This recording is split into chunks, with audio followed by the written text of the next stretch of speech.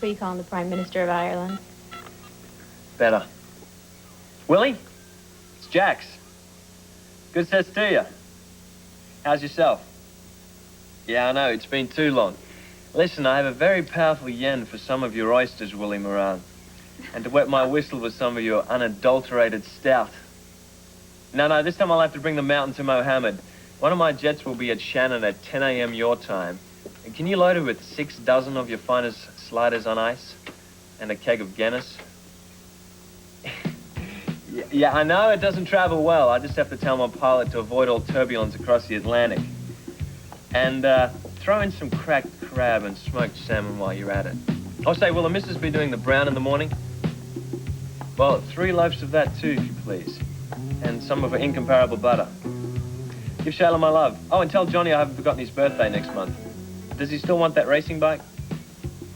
Well, with any luck, I might bring it myself. See, I promised someone flying lessons, and she's never been to Ireland. Heaven help her. Same to you. Salana good, my friend. Of course. You speak Gaelic? Yes, a man of hidden talents. Oh, yes, very hidden. You are such a show-off. Are you seriously telling me that you're sending a jet to Ireland for oysters? Well, I had to make up for the flying lessons somehow. I've never felt so pampered in my life. Never? Oh, that doesn't say much for Sonny Corinthos.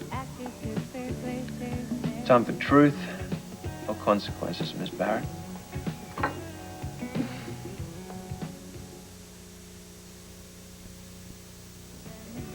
You want to play truth or consequences? Okay. You go first. Have you ever had a serious relationship? Or do you just like to flirt outrageously with unavailable women? Yes. And yes. Your turn. Are you unavailable? No, I was referring to Lois. Are you unavailable? Probably. Why? Well, let's just say that the price is a lot higher than a jet full of oysters from Ireland. Well, I would have said you can't be bought at any price. So what's the hold he has over you? What, you talking about Sonny again? It depends. On what? How many men have a hold over you? You're not gonna let this go, are you? Tell me about him. He's married. So? Oh, that's right. I forgot. That doesn't mean anything to you, does it? Was he your first real love? No. But he was my first serious commitment. Who broke it off and why? Jax, listen, I told you. He's married. That's no answer. I don't want to talk about this. I can't talk about it, okay? It has to do with his business, and that was part of the problem, and I'm not at liberty to discuss it. A woman of discretion. Not in Sonny's book. Ah, so you presented a risk. He felt he had to put distance between you and him by marrying somebody else. Now he's busy trying to keep you away from me. It seems that the man has trouble in the letting go department. Apparently, he's not the only one. Oh, yeah, well, I've noticed that you're the king of letting go when it comes to lost causes. That's why you're hanging out in Port Charles hitting on Lois. I don't consider Lois a lost cause. Do you consider Sonny a lost cause? I don't let anybody break my heart more than once. Yes. Once is more than enough. Who did it to you? Now, you might consider driving nails of fire into his skull as a suitable punishment. That's gross. I actually used to do that in some of the Aboriginal cultures. Well, I wouldn't give Ned any ideas, I mean, unless you're into skull piercing. Dunno, never tried it.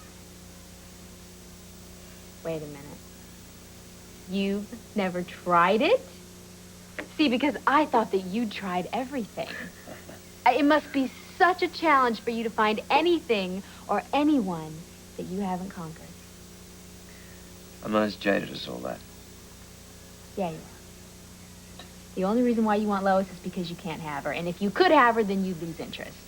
It's actually a very good way to avoid commitment, isn't it? Oh, you don't pull your punches. No wonder you and Lois get on so well.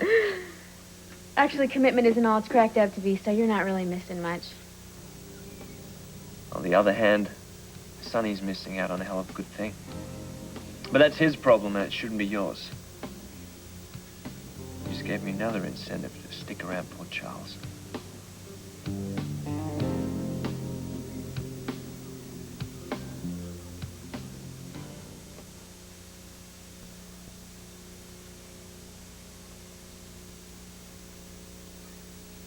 I wish you'd quit looking at me like that. Like what? Like I'm a corporation you're about to raid. You know what you need? Some fun. Yes. Flying your jet would be fun. Yes. And life is to be enjoyed. I think you're in danger of losing sight of that fact. Luckily, I came along before the situation was critical. Oh, I'm so lucky. You mean all I have to do is hang out with you and Sonny will pale in comparison. Jax. Aren't you afraid that I'll fall for you? I mean, wouldn't that make things complicated? I can handle it. Can you? Well, men and women can also be good friends. And who says friends can't have a hell of a lot of fun? Ned and I are good friends. Lois wants to be friends. Oh, there you go. We're all friends. You, me, Ned, Lois. Are you free for dinner tonight? Yeah, I am. Let's fly to Rome. Yeah, there's an idea. See, we have a lot in common. Ned, old sod. It's Jax. Surprise, surprise. Who is it? What do you want, Jax? Brenda just had a great idea. How would you and Lois like to join us for dinner tonight at Luke's? My idea? The four of us? Sure. Oh my God, I can't even imagine what Ned is saying. You better hold that phone away from your ear right now. You're on. Half an hour. But Jax, I'm buying. Oh no, I won't hear of it. I insist. See you there. This should be interesting. He accepted? What we have here are 4 people with a low threshold for boredom and a high tolerance for risk. Promised you fun, didn't I? We're doing what? I had no choice. He threw down the gauntlet. Oh, great. A duel over crayfish and sangria at 20 paces. I can't wait. Sign of Luke's confidence in me that I haven't heard.